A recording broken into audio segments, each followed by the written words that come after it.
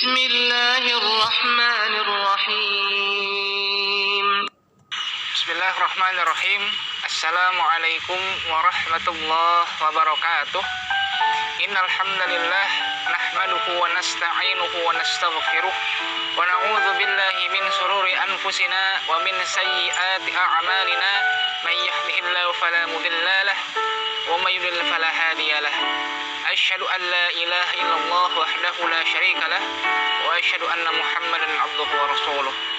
Alhamdulillah, puji syukur kita panjatkan kepada Allah Subhanahu wa taala yang mana Allah telah memberikan karunia kepada kita, keberkahan kepada kita semasa kita hidup. Salawat serta salam marilah kita limpah curahkan kepada Nabi besar Muhammad sallallahu alaihi wasallam, kepada keluarganya, para sahabat, para tabi'in, para tabi'ut tabi'in, dan juga sampai kepada umatnya hingga akhir zaman. Rasulullah sallallahu alaihi wasallam diutus ke muka bumi ini, salah satu tugasnya adalah untuk membersihkan jiwa para umatnya, yaitu bisa disebut juga dengan tazkiyatun nafs. Allah Subhanahu wa taala berfirman dalam surat Al-Jumu'ah ayat kedua, "Huwallazi ba'atsa fil ummiyina rasulan minhum yatslu 'alaihim ayatihi wa yuzakkihim wa yu'allimuhumul kitaba wal hikmah wa in kanu min qablu lafi dhalalin mubin." Dialah Allah yang telah mengutus kepada umat yang ummi seorang rasul dari kalangan mereka sendiri. Dia membacakan ayat-ayat Allah kepada mereka. Dia juga yang mengajarkan kitab dan hikmah kepada mereka. Sesungguhnya sebelum itu mereka benar-benar dalam kesesatan yang nyata. Tazkiyatun nufus erat kaitannya dengan kebersihan hati. Rasulullah sallallahu alaihi wasallam bersabda, "Ala wa inna fil jasadi mudghah. Idza saluhat saluhal jasadu kulluhu wa idza fasadat fasadal jasadu kulluh. Ala wa hiyal qalbu." Ketahuilah, sesungguhnya dalam jasad manusia terdapat segumpal daging, yang mana apabila segumpal daging tersebut baik, maka baiklah seluruh tubuh tersebut. Namun apabila segumpal daging tersebut buruk atau rusak, maka rusak pula lah seluruh jasad tersebut. Ketahuilah segumpal daging tersebut dinamakan dengan hati. Maka dari itu, sebagai seorang muslim, hendaknya kita memperhatikan kebersihan hati kita agar kita bisa selamat di dunia ini dan tidak terjerumus kepada keburukan. Ada beberapa hal yang dapat meracuni hati kita sehingga hati kita menjadi kotor.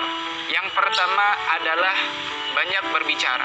Rasulullah sallallahu alaihi wasallam bersabda, "La tuktsirul kalam bi ghairi dzikrillah, fa inna kathratul kalam bi ghairi dzikrillah uswatun lil qalbi. Wa inna ab'aban nas 'anillah al-qalbul qasi." Janganlah kalian banyak berbicara daripada berzikir kepada Allah Subhanahu wa taala. Karena banyak berbicara dapat membuat hati menjadi keras. Dan sesungguhnya orang yang paling jauh dari Allah Subhanahu wa taala adalah pemilik hati yang keras. Hadis itu mengingatkan kepada kita bahwasannya janganlah kita banyak berbicara apabila ucapan atau perkataan yang keluar dari mulut kita itu adalah ucapan yang tidak bermanfaat. Sebagaimana firman Allah, kita diperintahkan untuk banyak berzikir kepada Allah, banyak bertasbih kepada Allah. Ya ayyuhalladzina amanu dzikran katsira wasabbihuhu bukratan wa asila. Orang-orang yang beriman diperintahkan oleh Allah Subhanahu wa taala bertasbih kepada Allah baik pagi hari maupun sore hari. Kenapa kita diperintahkan untuk berzikir kepada Allah? Karena berzikir kepada Allah dapat menenangkan hati. Ala bi dzikrillahi tatma'innul qulub. Menurut Umar bin Khattab radhiyallahu anhu, barang siapa yang banyak berbicara, banyak pula lah kekeliruannya. Barang siapa yang memiliki banyak kekeliruan, banyak pula lah dosanya. Dan barang siapa yang memiliki banyak dosa, maka neraka adalah tempat yang pantas bagi dirinya. hadis dikatakan sebagaimana diriwayatkan oleh Abu Hurairah radhiyallahu anhu, yang paling banyak menjerumuskan manusia kepada neraka adalah dua lubang, yaitu lubang mulut dan juga lubang kemaluan. Yang kedua yang dapat meracuni hati kita adalah banyak makan. Sedikit makan dapat melembutkan hati, menguatkan daya pikir, serta melemahkan syahwat. Sedangkan banyak makan mengakibatkan hal yang sebaliknya. Rasulullah Shallallahu Alaihi Wasallam bersabda, tidak ada bejana yang diisi oleh anak Adam yang lebih buruk daripada perutnya. Cukuplah bagi mereka beberapa suap untuk menguatkan tulang punggungnya. Jika tidak bisa, maka sepertiganya diisi oleh makanannya, sepertiganya diisi oleh minumannya, dan sepertiganya lagi diisi oleh nafasnya. Kita diperbolehkan oleh Allah Subhanahu wa Ta'ala untuk memakan makanan dan minum-minuman yang halal. Akan tetapi kita patut untuk memperhatikan porsi makanan tersebut, jangan sampai berlebihan. Allah Subhanahu wa Ta'ala berfirman dalam surat Al-A'raf ayat ke-31, "Kulu washrabu wa la tusrifu, innahu la yuhibbul musrifin." Sungguhnya Allah memperintahkan kepada kita, memperbolehkan kita untuk makan dan minum, tetapi jangan berlebihan karena Allah tidak suka perilaku berlebihan. Terlalu banyak makan dapat menyebabkan pikiran jadi tertidur, hikmah jadi tertutup, dan anggota tubuh akan terasa lemah saat beribadah. Setan lebih terampil memperdaya umat manusia ketika perutnya dipenuhi oleh makanan. Karena dalam sebuah asar dikatakan, persempitlah jalan setan dengan berpuasa. Seorang yang bernama Ibrahim bin Adham mengatakan, barang siapa memelihara perutnya akan terpelihara dirinya, dan barang siapa yang mampu menguasai rasa laparnya akan memiliki akhlak yang baik. Yang ketiga yang dapat meracuni hati kita adalah banyak bergaul. Memiliki banyak teman adalah suatu hal yang positif apabila membawa kebaikan. Tetapi dalam bergaul, hendaknya kita mampu untuk membedakan macam-macam karakter manusia, sehingga kita tidak terjerumus ke dalam keburukan. Dalam hadis dikatakan, al-mar'u ala dini khalili, falyanzur ahadukum man yukhalil. Seseorang tergantung kepada agama teman dekatnya, maka hendaknya kalian memperhatikan siapa yang menjadi teman dekat kalian. Sungguh beruntung apabila kita dikelilingi oleh orang-orang soleh yang dapat membawa kita kepada kebaikan. Imam Hasan Al-Basri berkata, perbanyaklah berteman dengan orang-orang yang beriman, karena mereka memiliki syafaat pada hari akhir.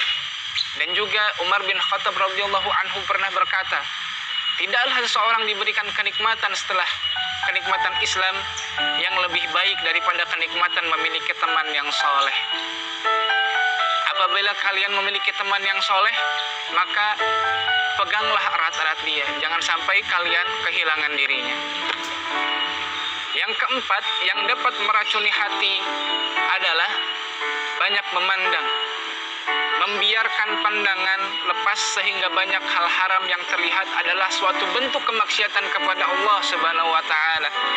Allah Subhanahu wa Ta'ala berfirman dalam surat An-Nur ayat ke-30, kullil mu'minina yaghudduna min absarihim wa yahfazuna furujahum dzalika azka lahum innallaha khabirum bima yasnaun. Katakanlah kepada laki-laki yang beriman agar mereka menjaga pandangan mereka dan memelihara kemaluan mereka. Yang demikian itu lebih suci bagi mereka. Sungguh Allah Maha mengetahui apa yang mereka perbuat. Juga dalam hadis Rasulullah Shallallahu Alaihi Wasallam bersabda, pandangan itu adalah panah beracun dari iblis. Barang siapa yang menundukkan pandangannya karena Allah Subhanahu wa Ta'ala, maka Allah akan berikan kepadanya kenikmatan dalam hatinya yang akan ia rasakan sampai ia bertemu dengan Allah Subhanahu wa taala. Para pakar akhlak pun turut berkata bahwasanya ada kaitan antara mata dan juga hati. Bila mata telah rusak dan hancur, maka hati pun rusak dan hancur. Hati yang seperti ini ibarat tempat sampah yang berisikan segala najis. Ia tidak layak diisi, ia tidak layak dihuni oleh ma'rifatullah, oleh mahabbatullah, dan juga inabah kepada Allah Subhanahu wa taala. Itulah 4 perkara yang dapat meracuni hati kita. Semoga kita bisa terhindar dari perilaku tersebut. Semoga Allah menjaga kita agar senantiasa dalam kebaikan dan tidak terjerumus dalam keburukan. Mohon maaf apabila masih banyak kekurangan dari yang saya sampaikan. Aqulu qawli hadza wa astaghfirullah li wa lakum. Wassalamualaikum warahmatullahi wabarakatuh.